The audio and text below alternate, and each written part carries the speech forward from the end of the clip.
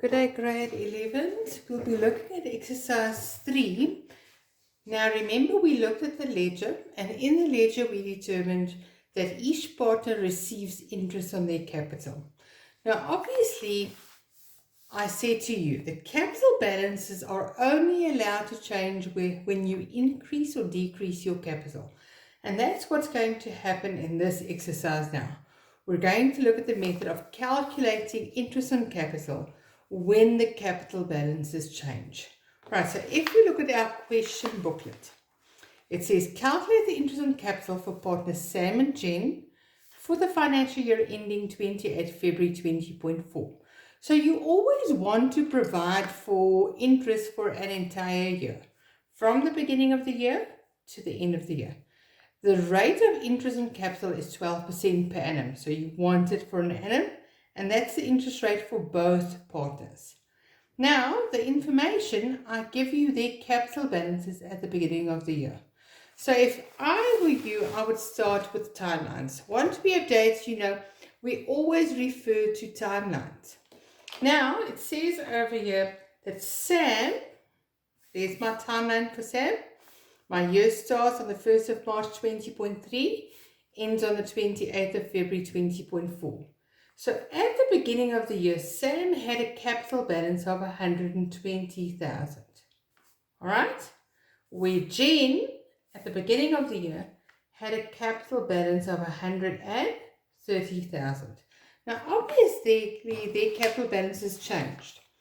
Now, let's start with Sam. Sam decreased his capital on 1 September by 30,000. All right.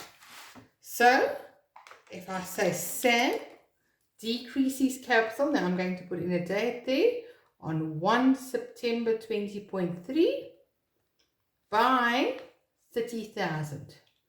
So, if you look at this, it means for this time span, from the 1st of March to the 1st of September, his capital was 120,000. But then it decreased by 30,000. So that means it decreased to give me a balance of 90,000, which I get by saying 120 minus 30 equals 90. And for how long was it 90,000?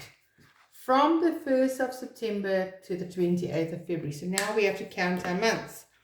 So if I count from the 1st of March to the 1st of September, I get March, April, May, June, July, August, and I don't count September because it's on the 1st. It doesn't include the month of September. So that is 6 months. And then I count again, 1 September to 28 February would be September, October, November, December, January, February, which includes February because it's up to the 28th, which gives me another 6 months.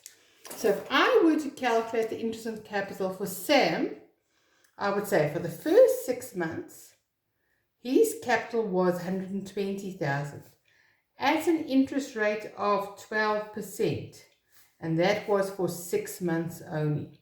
So 120,000 times 12 divided by 100 times 6 divided by 12 gives me an answer of 7,200. Then it decreased by 30,000. So it didn't become 30,000. Now it became 90,000. The interest rate stays 12%. And then we know there we have 6 months again. If you do that calculation, you get 5,400. So what is the interest on capital for Sam for the entire year? Now I would add up those two figures. So 7,200 plus 5,400 equals 12,600 for the year. Now let's look at Jen.